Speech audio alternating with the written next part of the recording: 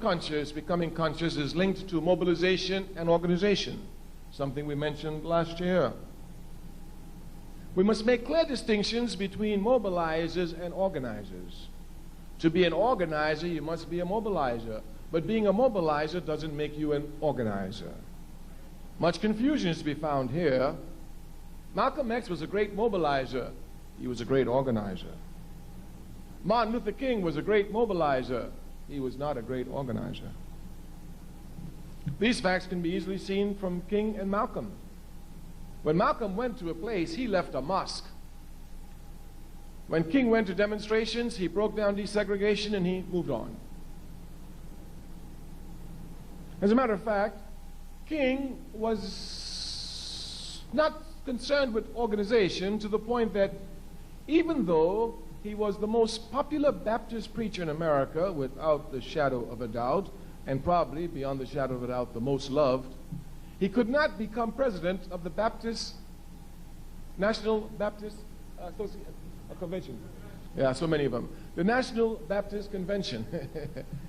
As a matter of fact, if my memory serves me correctly now, and I remember it was Muhammad Speaks that carried the article on the front page in 1964, when King tried to become president of the National Baptist Convention.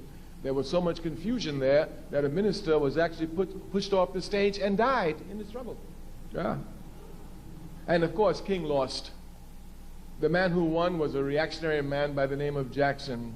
He never did nothing for the people, never cared about the people, just was a pork chop minister who used their money to put gas in his big Cadillac. But he was organized. But he was organized. We say that we must come to know the difference between mobilization and organization because the enemy will use mobilization to demobilize us. Mobilization is very easy. Very, very easy. Because since we're people who are instinctively ready to respond against acts of injustice, anytime there's one little act of injustice, we can blow it up and we'll find people who come and make some mass demonstration around it. Miss Sally lost her job. Let's rally. She'll get her job back. People will come and rally. So-and-so got kicked out of school because the teacher's unjust. The people will come and rally. They will come to rally at issues. And this is what mobilization does. It mobilizes people around issues. Those of us who are revolutionary are not concerned with issues. We're concerned with the system. The difference must be properly understood. The difference must be properly understood. Mobilization usually leads for reform action, not to revolutionary action. If we would look scientifically at the October 16th million and more march, we would see clearly that this was a mobilized event, not an organized event. We must know clearly the difference between mobilization and organization. One of the characteristics of mobilization is that it is temporary. Organization is permanent and eternal.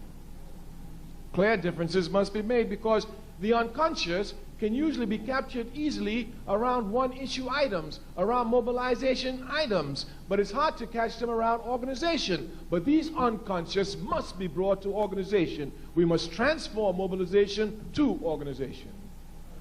We say the enemy will come and use mobilization to demobilize us. Many brothers and sisters who've been to the million and more march will say to you, I was there. Well, what are you doing today, my sister? I was there. There weren't too many sisters out there, but you know, with a million brothers together, you know where I had to be. I was there. Yes. And then, of course, you find brothers, yeah, I was there. I helped you. What are you doing today, brother? If we're not careful, we allow mobilization to become events. The struggle is never an event. It's a process, a continual, eternal process.